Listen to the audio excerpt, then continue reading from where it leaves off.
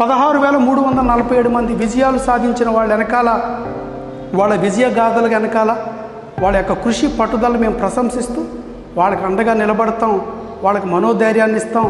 మీ ఉడతూపులు, మీ యొక్క బెదిరింపులు, మీ యొక్క అరాచకాలకి అడ్డుకట్ట వేస్తామని తెలియజేస్తూ మరొకసారి ముఖ్యమంత్రి వర్యులు శ్రీ నారా చంద్రబాబు నాయుడు గారికి పాదాభివందనాలు తెలియజేసుకోండి.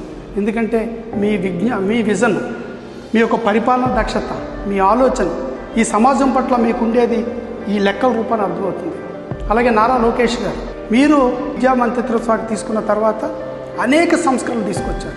టీచర్స్ని 16,347 మందిని మీరు ఇవ్వడం ద్వారా మా అట్టడుగు వర్గాలు చెందిన, మా మధ్యతరగతి దిగుమతి తరగతిన పిల్లలు అక్కడే చదువుకుంటున్నారు.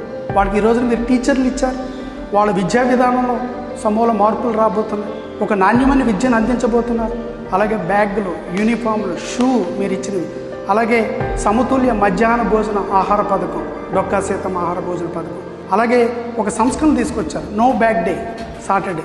ఇట్లాగే అనేక తీసుకొచ్చి మీరు చేస్తున్న సంస్కరణలకి నారా లోకేష్ గారి అనుచరుడిగా నేను గర్వపడుతూ మీ యొక్క లక్ష్యాన్ని చేరుకోవడానికి మేము సైతం మీతో పాటు అడుగులేస్తామని తెలియజేస్తూ మరొకసారి ఎవరైతే టెంట్లో కూర్చున్న వాళ్ళు రోడ్డు మీదకి వచ్చి గోల చేసే వైసీపీ బ్యాచ్, ఒక్క ప్రశ్న, డిఎస్సి అంటే మీకు తెలుసా?